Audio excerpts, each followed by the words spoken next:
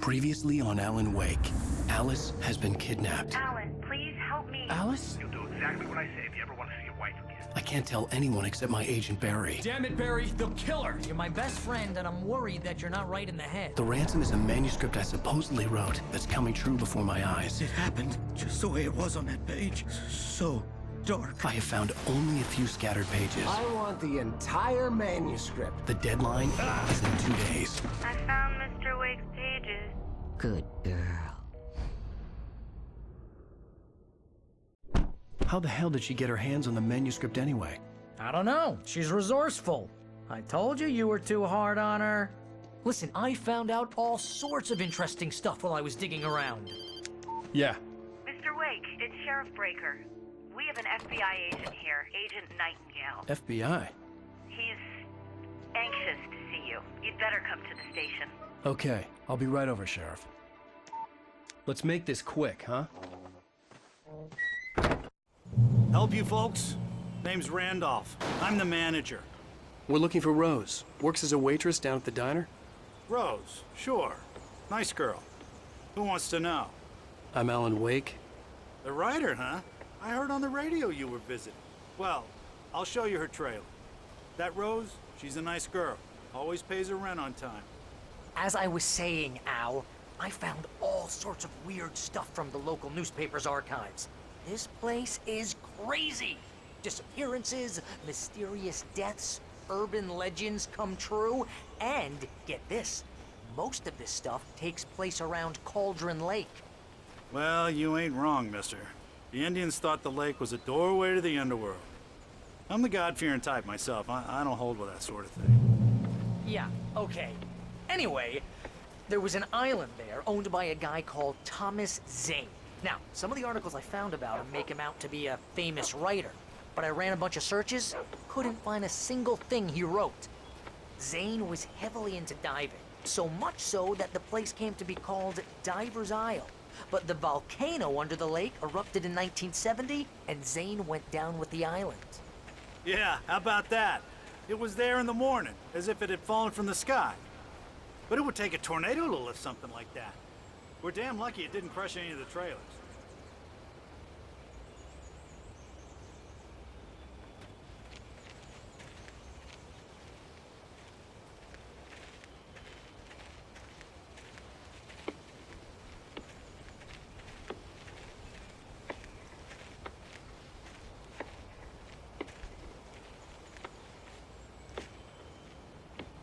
It gets better.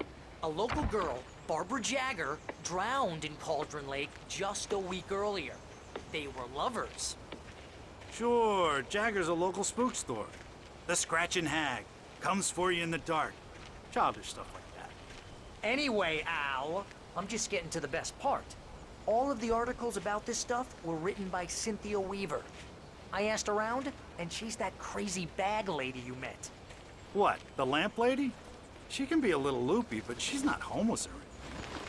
Yeah, anyway, she knew both Jagger and Zane before they both died, and she had some kind of a breakdown.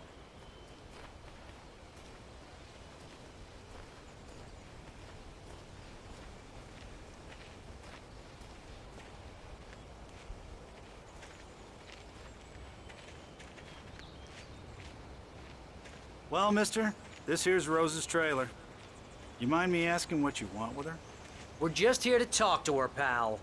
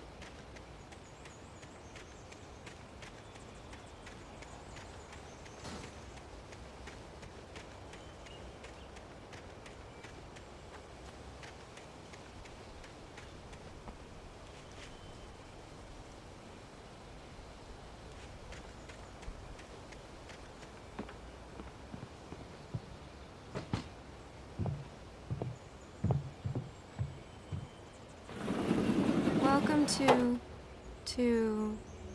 Oh dear. Mr. Wake. I'm so glad you're here. Rose, you have my manuscript? Oh. Oh, yes. Yes. Please, come in. Hey, this is really good. Rose, Yes, my manuscript. I really need it. I understand. I know what you need. A muse to inspire you. Oh, for Barry? She doesn't have anything. Yeah, hey, Al, what's... Oh... Barry! What? What?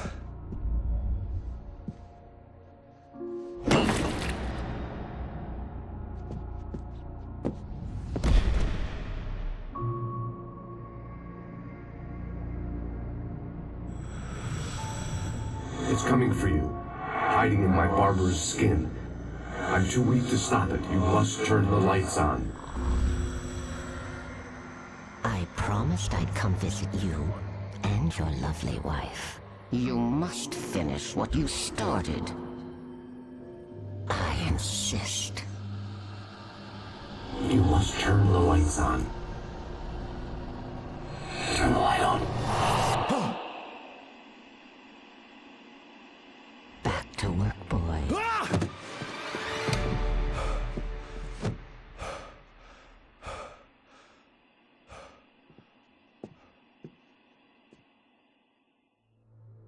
I felt nauseous, hungover. Only anger kept me going. I can't tell reality from dream anymore, but it seems I have an imaginary editor to help me. She's an old woman in a funeral dress. I call her Barbara Jagger. She's very strict. I'm writing faster and faster. My manuscript is being heavily revised. The edits are getting very aggressive, and each day there's less of me and more of her. I hate it, but I know she's right. She promises me I can save Alice this way. She knows more of this than I do. About the complex incantation I'm attempting. About this place. She's worked with another writer under similar circumstances, Thomas Zane. The genre of the story seems to be shifting. It's turning into a horror story. I'm getting close. I can feel it.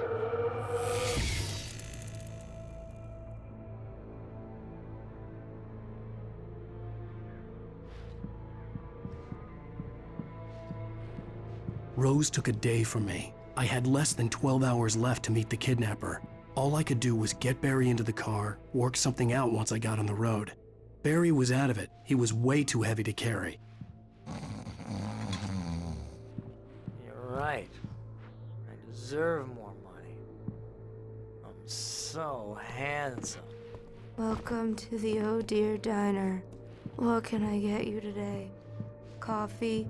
I couldn't work up much hate for Rose. Something had used her to get to me and left its mark. First refill is free. Milk and sugar on today's specials. Thank you. Have a nice day. Come back soon.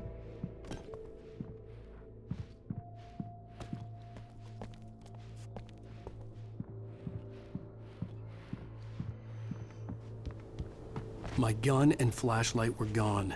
I'd have to find a way to get Barry into the car as quickly as possible. There was no time to waste. Mr. Randolph liked Rose. That little smile she had. How she was still sweet when life had tried so hard to make her bitter.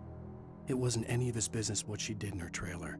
But those strangers, the writer and his smart-ass sidekick, looked like trouble. And they'd been in there for hours, way past her normal bedtime. He reached for the phone and called the sheriff's station.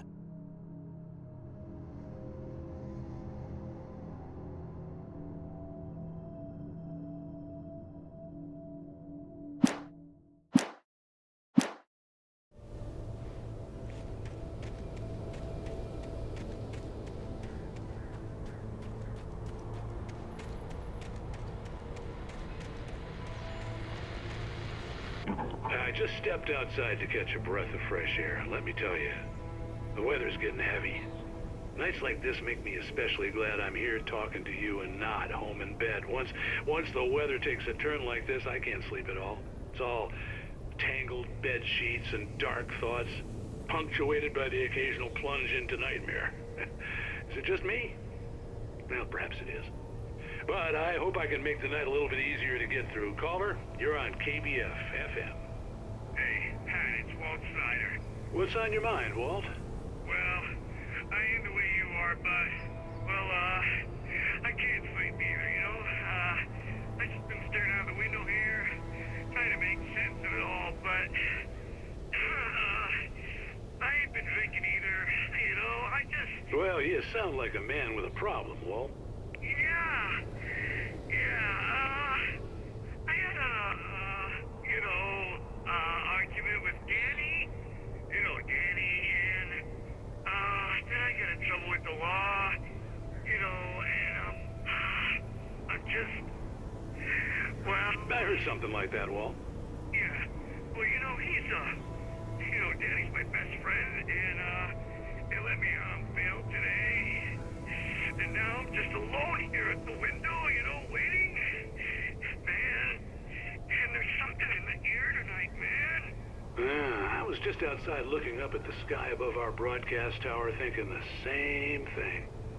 What are you waiting for, Walt? I don't know. Something's gonna happen. I think I better go. Well, Walt, maybe... No, thanks, Pat.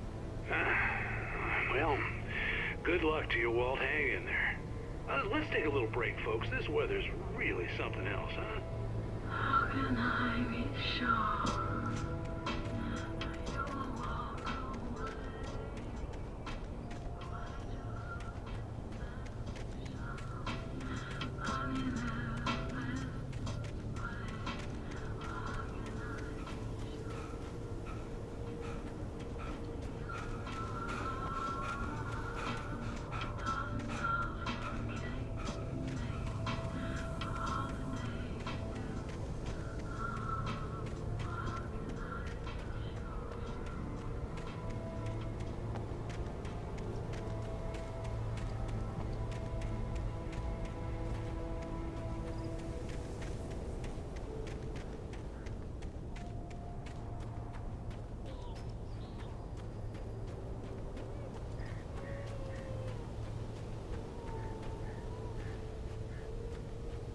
Oh, you're gonna get it now.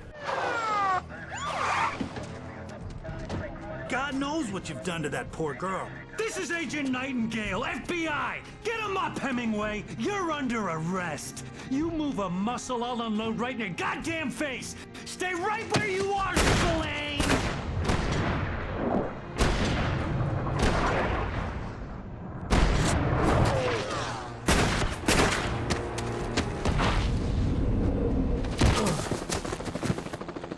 What are? I'm standing right here, you goddamn maniac!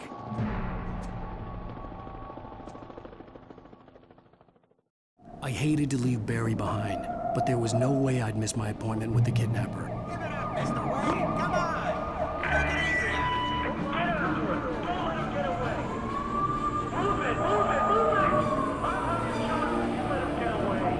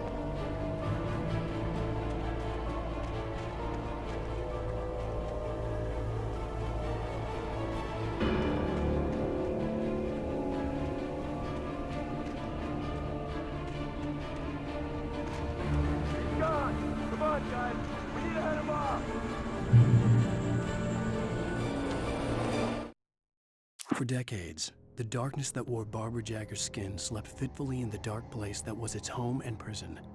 It was hungry and in pain. It dreamed of its nights of glory when the poet's writing had called it from the depths and given it a brief, terrible taste of power and freedom. The rock stars had stirred it from the deep sleep the poet had sunk it back to in the end. When it sensed the rider on the ferry, it opened its eyes.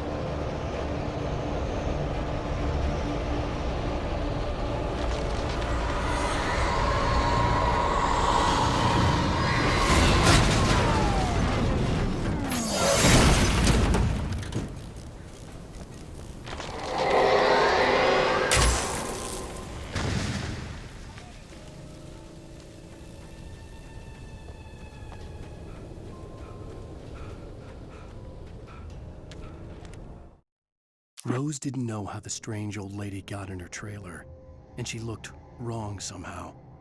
The woman showed her teeth in an approximation of a smile and traced a finger down Rose's cheek. "Pretty girl," she said. Rose felt as if she was falling asleep, but her knees didn't buckle.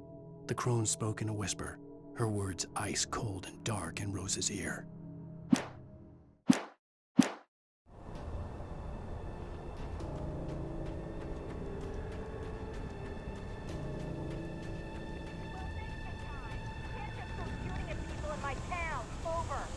I'm a federal agent pursuing a fugitive. You want to discuss my methods, Sheriff? Make an appointment. Over. You stay right where you are, Agent Nightingale. I'm on my way. Out. The suspect was last sighted running along the gorge that leads westward from the trailer park. All units are advised that the suspect may be armed. Approach with caution. James out.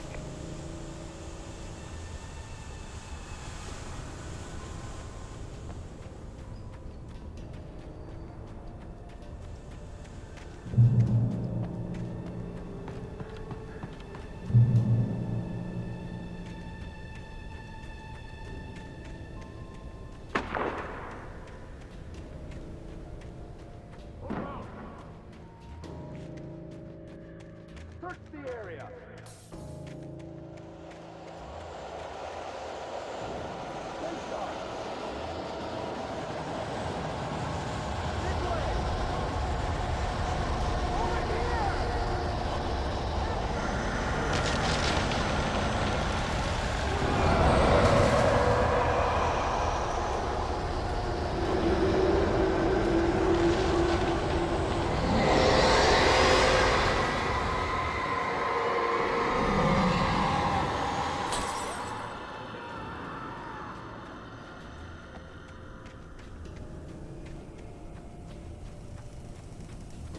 This horror was everywhere I went, circling me. The cops didn't stand a chance. They were after a writer, not a monster. That geek writer just took out my deputies? Are you kidding? I mean, have you seen this guy? He wears a tweed jacket. Over. He's the guy we're chasing. If it's not him, who then? Bigfoot? Over. I don't know yet, but I'm not in the habit of jumping to conclusions. That tends to come back and bite you in the ass. Out.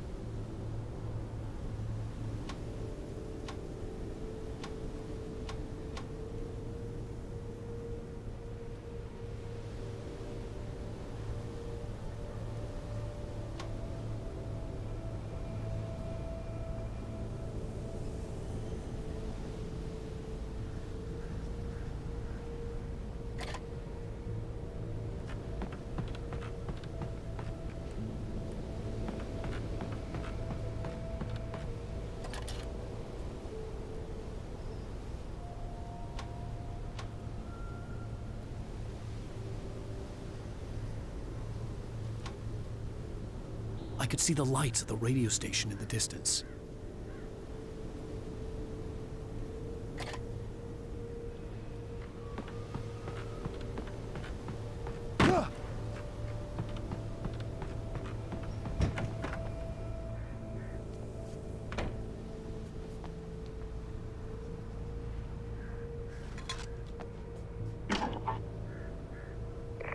This is James. Mulligan, Thornton, come in. Over. Thornton here. James, we got both Wheeler and Rose in custody. They didn't put up a fight or anything. Why, they were... Hey, what are you doing? Come on! Sit down and give me that. James, Mulligan here. Over. Go ahead, Mulligan. Over. We got Wheeler and Rose here. Wheeler's drunk or hopped up on something. Speaking of which, that Fed had a pretty distinctive whiff of Otis Scotch about him, you know what I mean. Over. I don't have anything on that, Deputy Mulligan. Over. Well, whatever. Anyway, Rose is just being plain weird here. You better get Doc in to take a look at both. Over. Gotcha. You better get them here quickly. The, Fed's gonna want to interview Wheeler. Over. Oh, yeah, I'll bet he does. Looks like they have a lot in common. Mulligan out.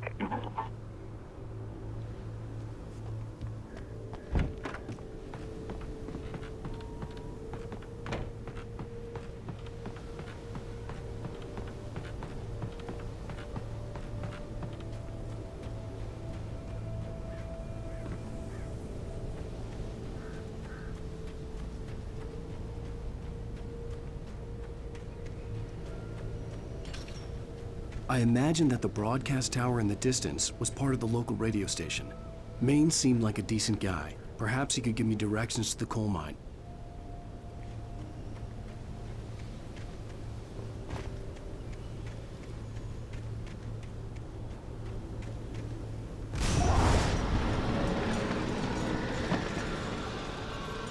Unnatural shadows clung to the gate. The darkness that was after me was trying to stop me. I wouldn't get through without light.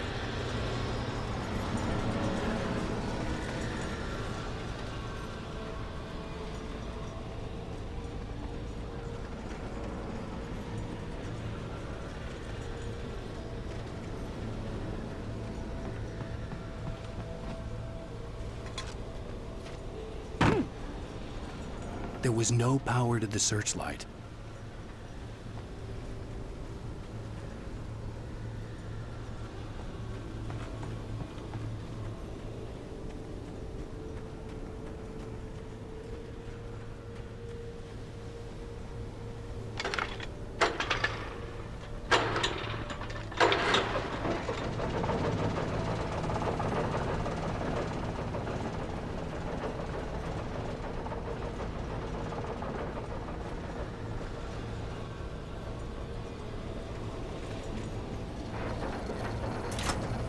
The old generator conked out.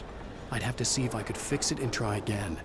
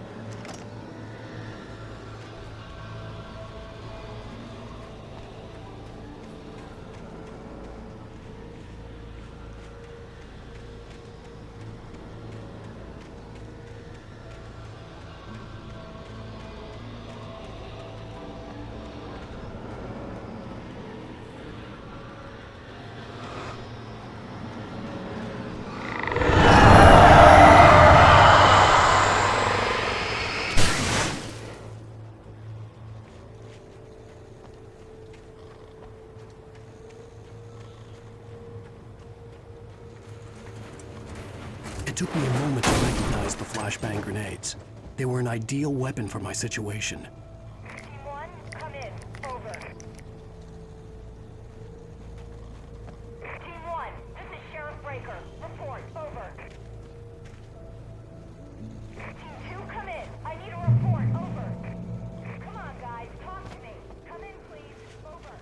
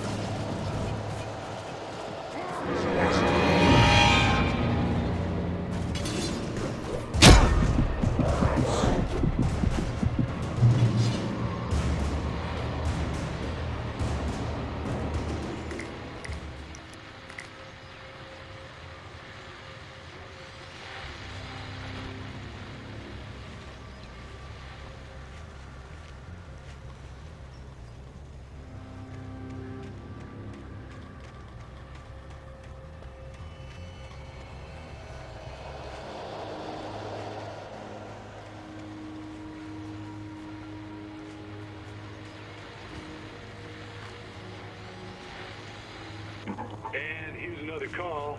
You're on KBF-FM with Pat Maine. It's Milt Peabody, Pat. What's on your mind, Milt?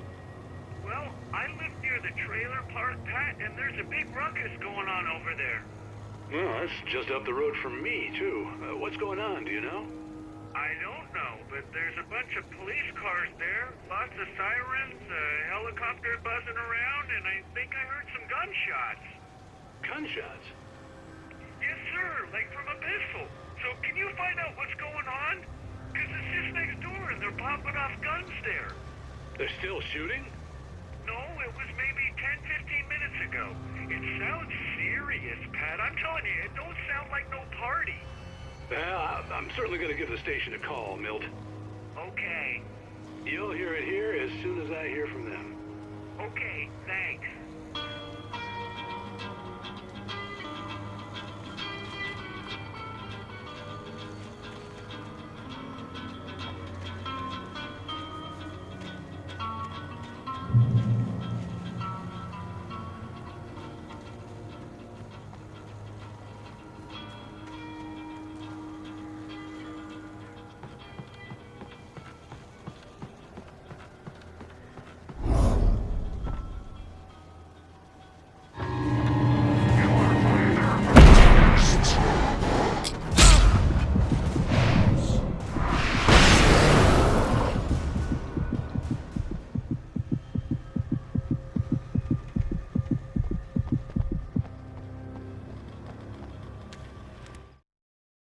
Touched by the dark presence, Rose was lost in a dreamland where everything was drawn in black and gray crayons. The old lady had promised her that all her wishes would come true. She would be Alan Wake's muse. She was smiling so hard it hurt her face. She crushed a bottle full of sleeping pills into the coffee. Deep down inside, she was screaming in terror.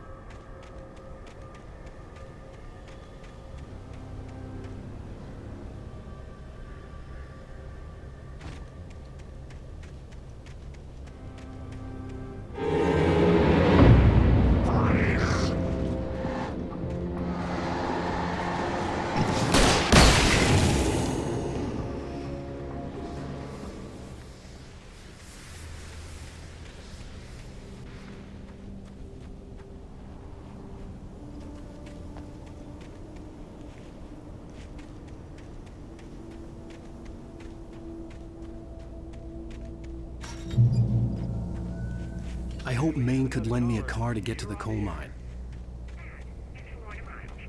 Why, hello, Lorna. What do you have for us? I just don't see why the cops bothered with the trailer park. What do you mean?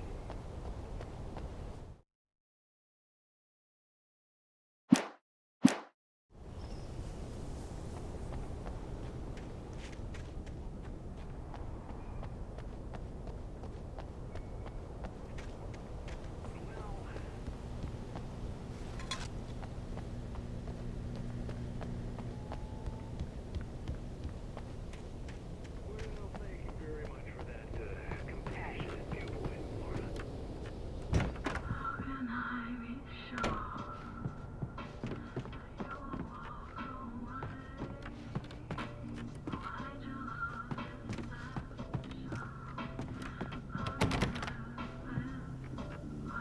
Oh, here's a little surprise.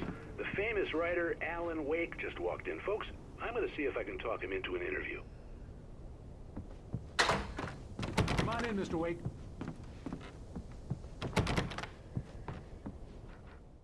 Oh, I'm so glad you could find the time to do this, Mr. Wake.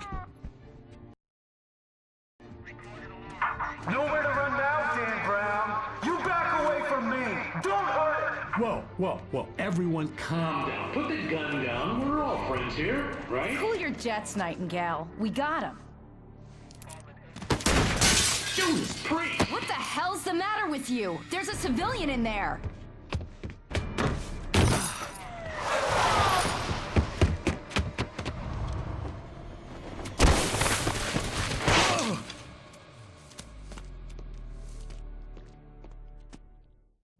I'll get you yet, even if it kills me. You hear me?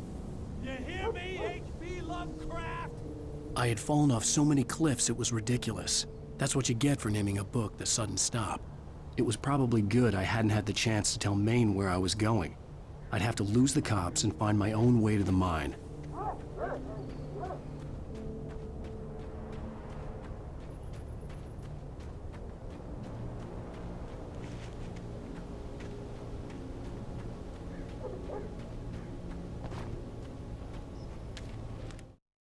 Nightingale stared through the broken studio window into the dark woods. He turned around, started to walk out, but Maine grabbed his arm. "Young man, you almost shot me. You don't shoot off rounds at people like that. What's the matter with you?" Nightingale shook his arm free, marched out. His cheeks burned with rage and humiliation.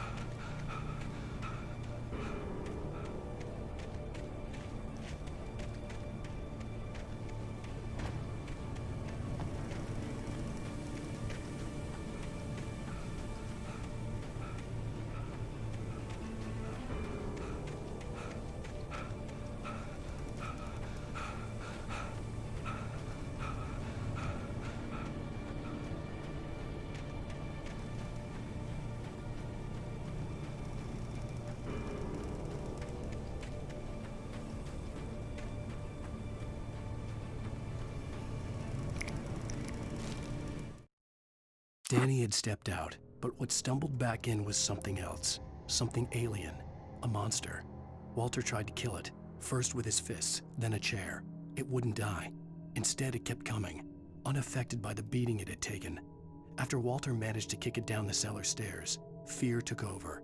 He ran, got behind the wheel, gunned the engine. The booze wouldn't make him forget, but he knew he had to try.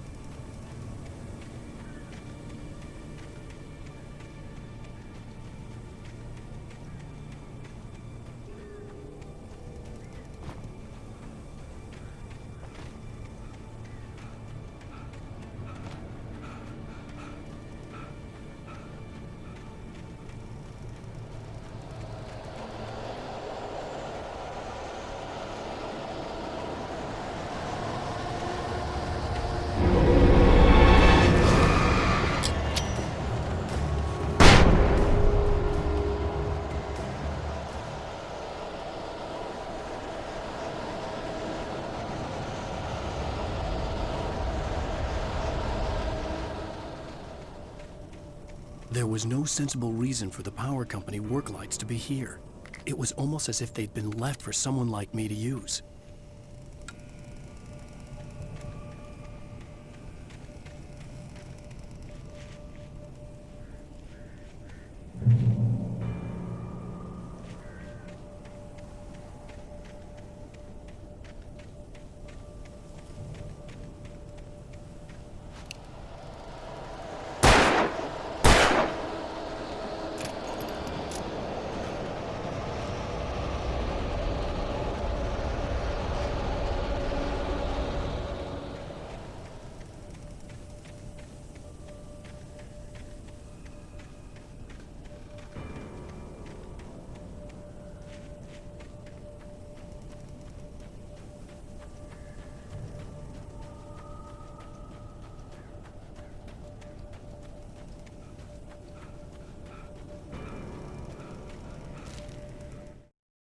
The bulldozer's engine roared to life. Mud and rocks flew as it fought for traction. It crashed through the concrete wall and landed heavily in the yard. If it were an animal, it would have shaken its head after the impact, fixed its eyes on me, and charged. Of course, it had no head, nor eyes. Shadows crawled on its form, twisting it into a monster. Then, it came for me.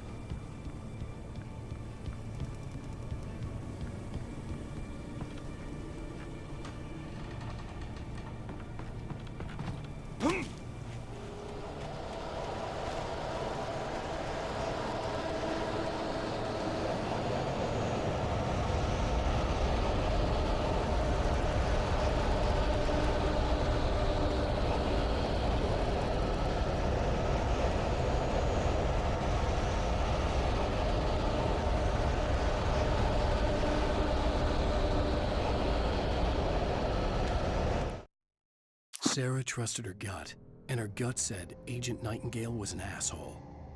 He felt wrong, and it wasn't just the smell of stale booze. It was in the way he flashed his badge, pulled rank, the look in his eyes when he wanted answers. Where was Alan Wake? What was this about an accident? Where was his wife? And most importantly, why did she let Wake go?